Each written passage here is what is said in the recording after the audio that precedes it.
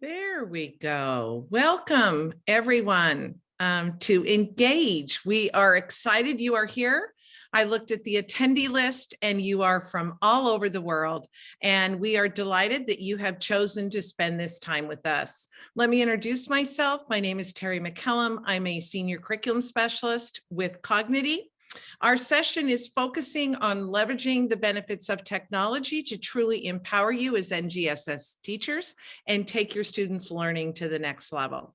Just as a reminder, should you have any questions along the way, please feel free to place them in the question discussion box to the right of your screen during this session, or feel free to save them for the question and answer time that we'll circle back and have at the conclusion. Let's get the discussion started.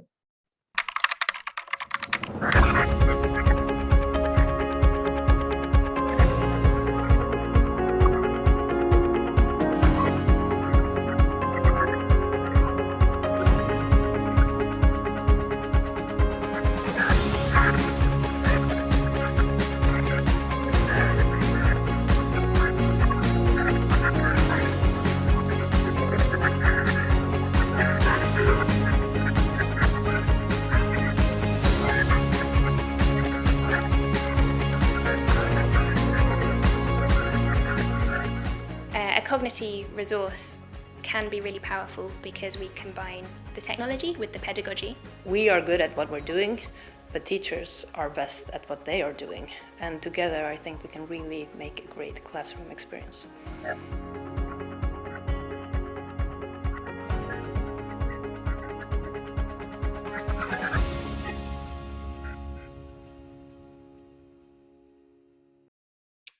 Sounds great, right? So just who is Kognity NGSS? Kognity is an innovative teaching and learning platform. It is truly built for the modern classroom with a combination of both virtual and physical activities, really to take students beyond being fundamentally engaged to active participants in the process.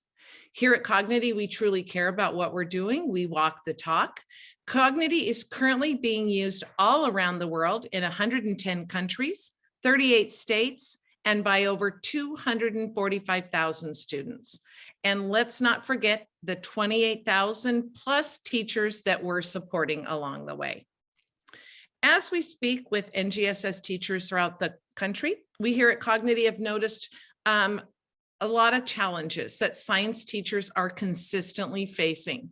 The very first is NGSS complexity. This is not new to you who are NGS teachers. Really, truly, the complexity of the NGSS, really Kognity helps make it easier to implement, bring order and structure to the NGSS by helping to build teacher confidence, really allowing teachers to focus on what matters most, teaching and implementing the NGSS standards and that three-dimensional thinking. The second challenge is student engagement, always a key challenge. Kognity offers a new approach to teaching science focused on student ownership and responsibility with an adaptable curriculum in one platform, embedded with fully NGSS aligned interactive content, really helping to drive student inquiry and skills-based learning. The third is actionable data. Teachers want real-time insight into student performance to facilitate teacher intervention. Kognity provides that actionable data. And lastly, professional development. Kognity provides suitable opportunities for teachers with on-demand professional development, customized to individual teacher needs.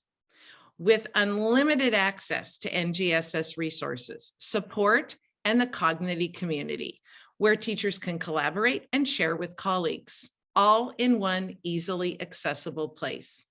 Sounds exciting? Let's take a look. Let me now turn it over to my colleague, Tessa. She's a content lead here at Kognity, and she's going to show us just how dynamic Kognity is. Thanks, Terry, and hi, everyone. It's really exciting to be able to speak to you today. As Terry mentioned, I've been leading the research and development of the Kognity content, and I have been working closely with Maya here as well and the internal team on researching, talking to teachers and experts, and testing out ideas over the last year. And today we want to share some of the findings from the research and the solutions. So just before launching in, and to provide some context, we really wanted to make sure we can support teachers in navigating the NGSS, and we really wanted to build that into the process, which is this very iterative process of content production. And we start off the content production with the curriculum mapping stage. We're working with subject matter experts. They take the NGSS dimensions, the performance expectations, and map them to storylines. These storylines have then been fleshed out by the authors in manuscripts, and we build from there with a rigorous review process. And we learned all this throughout the last year. Now, to start off looking at this screen, you can see it's NGSS physics. It's the teacher view. It's not too dissimilar to the student view. We were thinking about how to structure it so teachers can best and most effectively navigate the NGSS. And we decided to use the instructional segment in the California framework. So you can see here on the left-hand side, if you can see 1, 2, 3, there we go. For example, forces in motion. That's a Kognity topic, but it is aligned with an instructional segment in the California framework. And each topic is represented by an anchoring phenomenon. For example, number 1, the anchoring phenomenon is the science of going to space. Now, each topic is subdivided into subtopics. So you can see there, where does electricity come from, for example, and each subtopic is then divided again into sections. These sections follow the 5E framework. So this first one here, zooming in, you can see that it is aligned to the engage, the first E of the 5Es.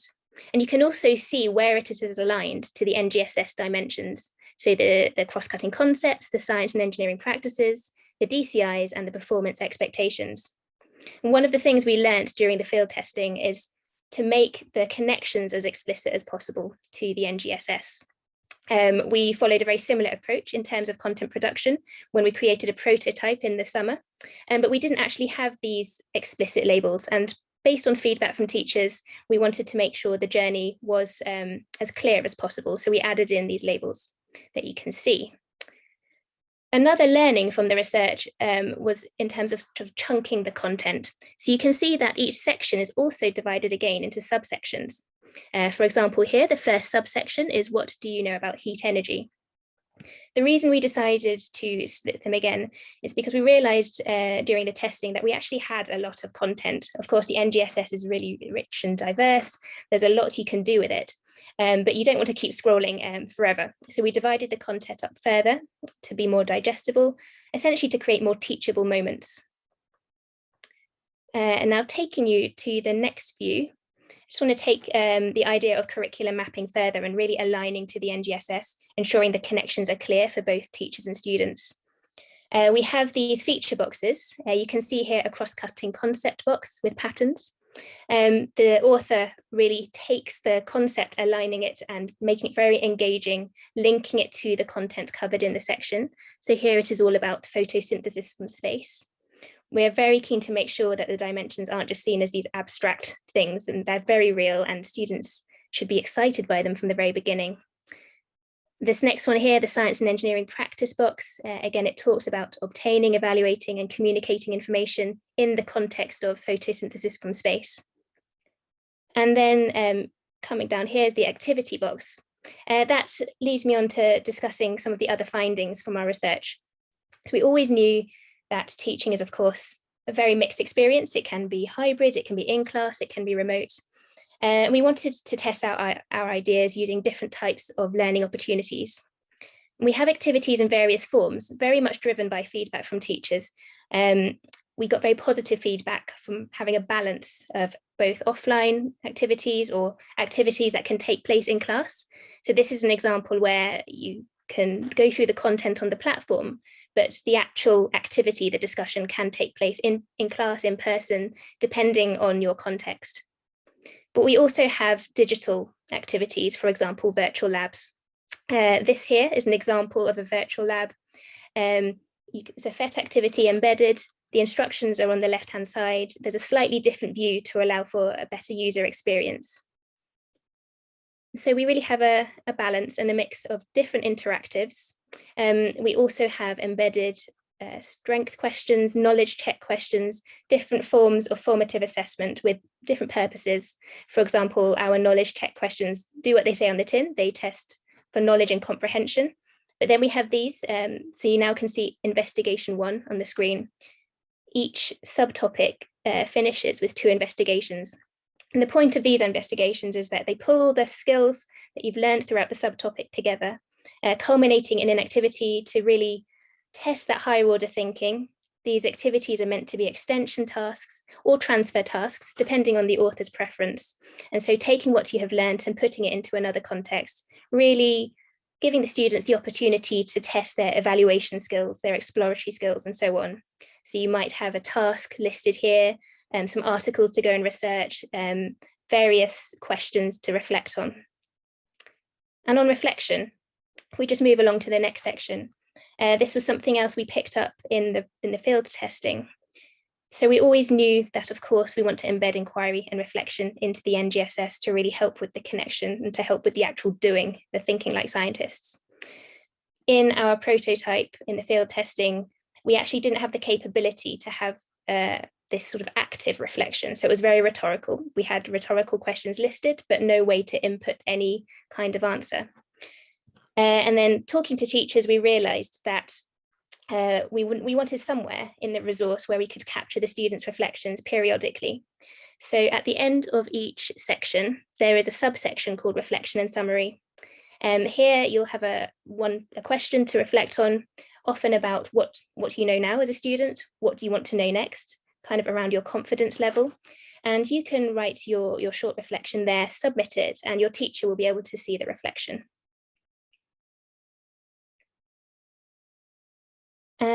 And moving on, so we have various types of activities.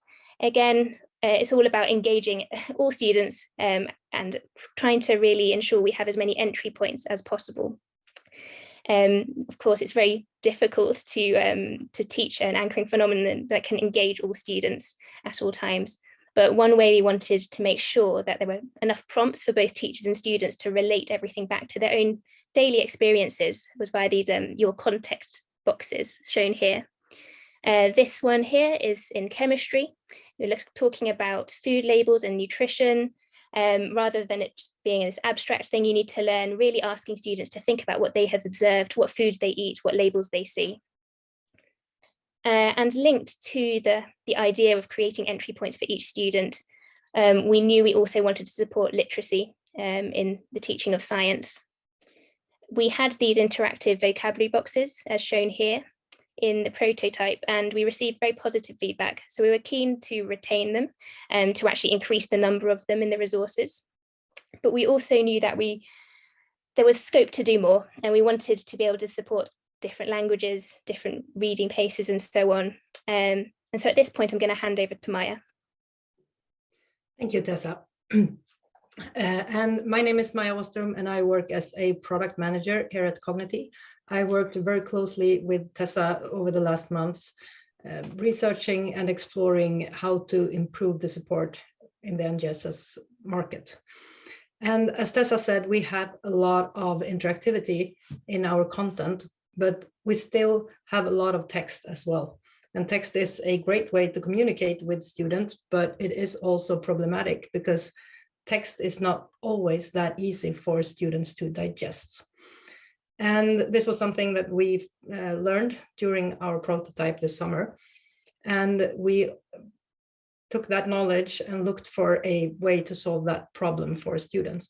And we ended up with a third-party tool that's called Immersive Reader that we implemented in the platform. And if you toggle into the Immersive Reader view, you get a clean reading mode. And in here, you have the possibility to... What is in food that relates to energy? Get the text read out loud.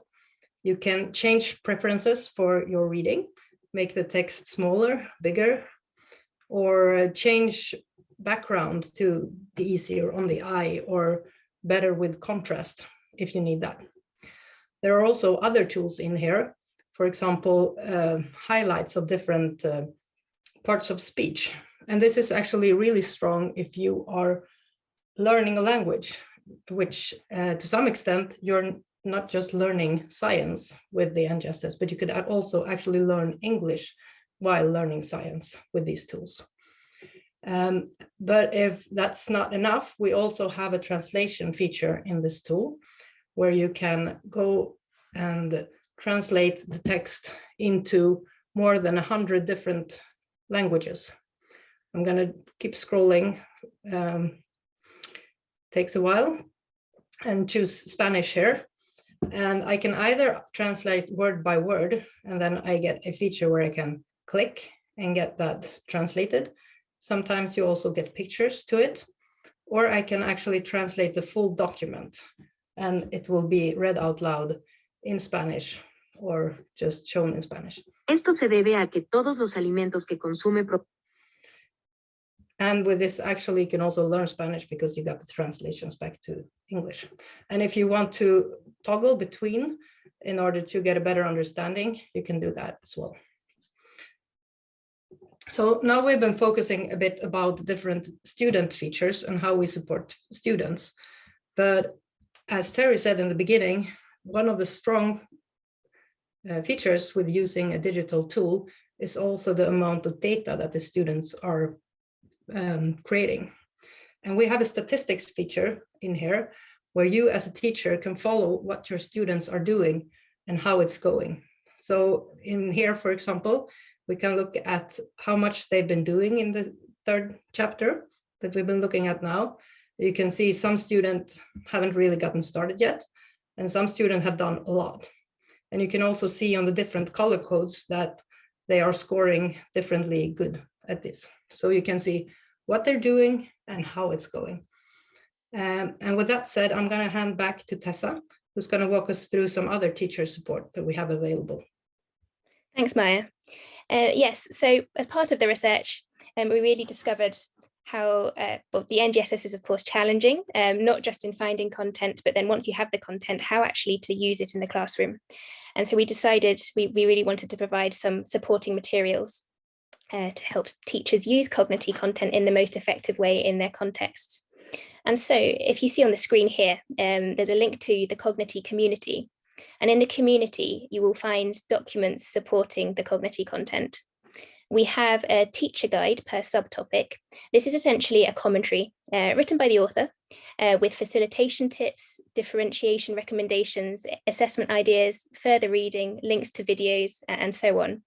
And it's really meant to be a source of inspiration, a point of reference. There's no compulsion to do exactly what it says, it's just there to advise. And similarly, there are sample lesson plans. The lesson plan takes a smaller part of a subtopic and essentially puts it into a 60-minute lesson or so, showing how you could use the Kognity content, the Kognity features in a way that might fit your teaching flow. So here there's a lesson plan on how do plants grow.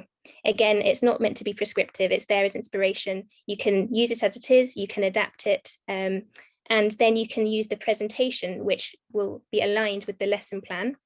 The presentation is a slide deck. It contains prompts, it contains question ideas, media ideas, again, aligned to the actual Kognity content.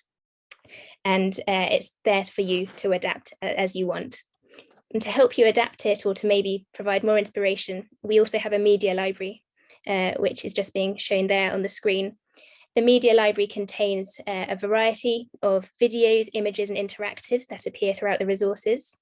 There you have shortcuts to them, you can filter, and you can find anything that looks visually engaging to really hook your students in at the right time. So that basically brings us to the end of our little whirlwind tour. I hope it's been informative. Please feel free to ask us any questions. A little plug from us, Maya and I will be running a workshop straight after this session about teaching NGSS in the classroom.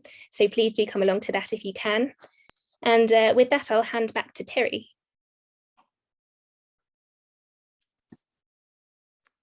Great, thank you, Tessa and Maya. Pretty dynamic, exciting to be able to see that platform in action. We've come to the Q&A section of our session. I'd love to open it up to that live discussion. If you've been saving your question for now, please feel free to enter it into that question section. I can see that some comments and questions are already populating there. I'd like to welcome Anne Marie, she is an actual Kognity teacher with experience using Kognity in her classroom. She will be joining Tessa and Maya for any of your questions during this session. So feel free, jot them down. I'm going to pop on over and I'm going to start reading them to us. I'll give you a minute to do so.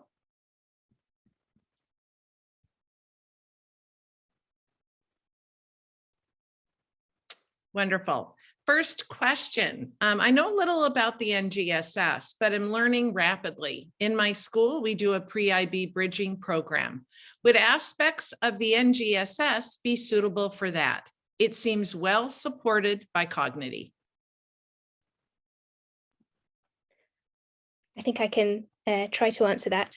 I'd say that if it seems well supported, I think there's definitely scope to use it. We're seeing trends and patterns in sort of across IB and NGSS, this more inquiry-led conceptual learning.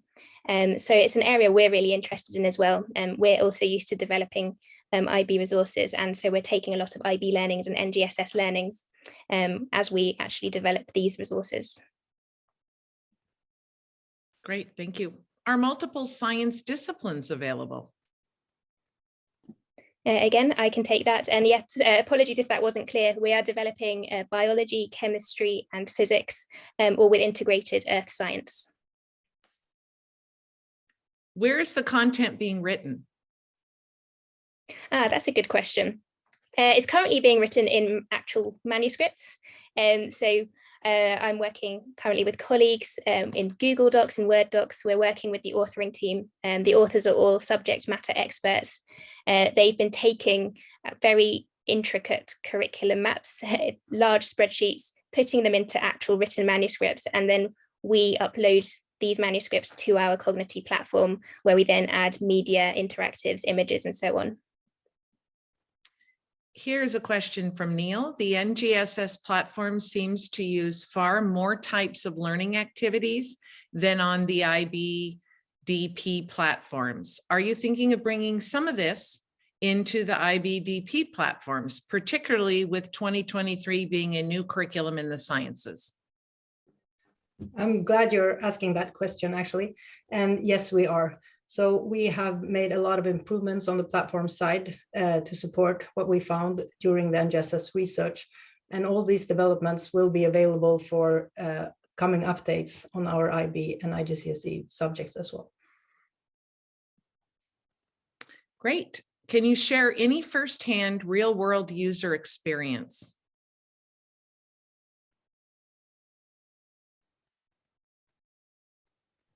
I think that would be me. I've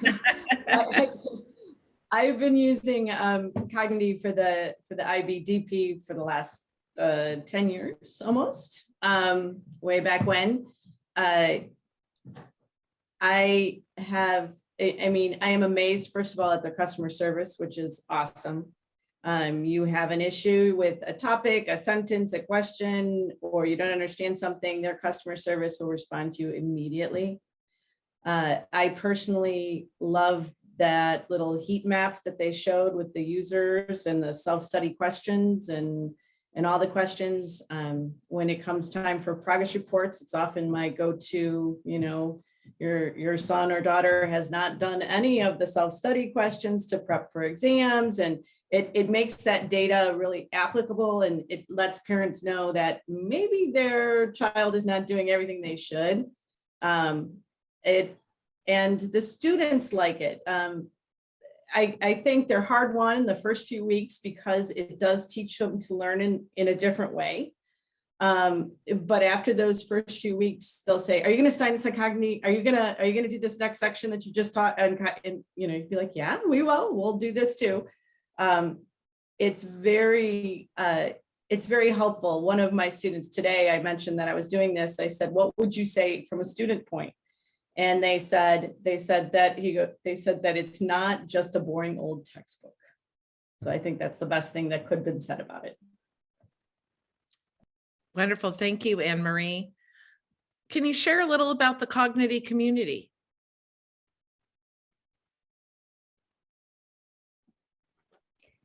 I can start with that. The Kognity community is actually quite a new feature in Kognity, and it's really exciting. It's where we are uploading supporting documents. It does depend on the curriculum. For NGSS, this is where we will be uploading the subtopic guides, the lesson plan, and the presentation. For other curricula for IB, I can't speak to that so directly, but it's again uploading supporting documents, for example, for TOK, theory of knowledge, and our other subjects. So it's definitely an evolving feature. It's growing. We're adding more all the time, and this is just another space to share knowledge, really. Great.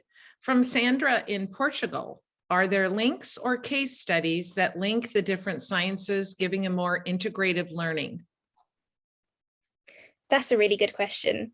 That's something that we are trying to do. We do know that making connections across the sciences is hugely important. And there are definitely themes that are occurring in all the sciences at the moment. For example, big themes related to climate change. I know forest fires is a theme that occurs in several of the subjects. In terms of actual case studies and links, that's something that actually we can build on. So right now we're working on the sort of foundational content. If we actually see that one case study is particularly engaging, that's something we can actually build into the content as we add to it in the future. But I think it's a very good suggestion. Great. Are you doing demos or pilots? I can take that one. We certainly are. If you go out to your home screen for the Engage conference, there is a link to a Kognity demo.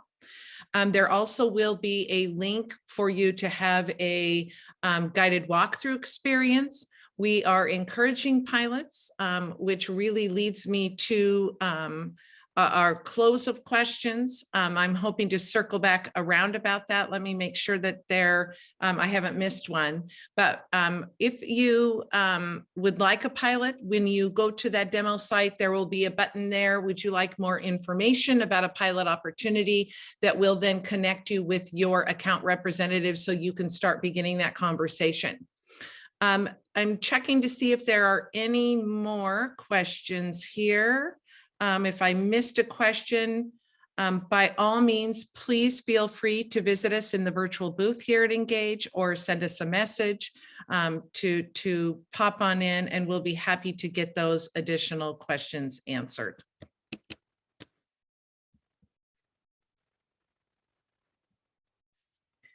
We would love to continue the conversation with you. If you take a look at your screen, if you'd like to learn more about how you can pilot Kognity for your school or entire district, please feel free to send us a message, book a short meeting at the virtual booth here at Engage. There are Kognity representatives waiting for you there. Simply scan this QR code if you've got your cell phone handy to learn more. It will take you right to that demo account and that facilitated walkthrough. As an Engage attendee, you can take advantage of our exclusive offer to get a free STEM kit when you subscribe to Kognity. So that's something exciting. Please do that by March 1st, and you'll be able to take advantage of that offer. We have come to the end of our session time. We really want to extend a personal thank you to all of you who attended here today. We appreciate your time and we look forward to collaborating with you at a future Engage session. Thank you so much for joining us.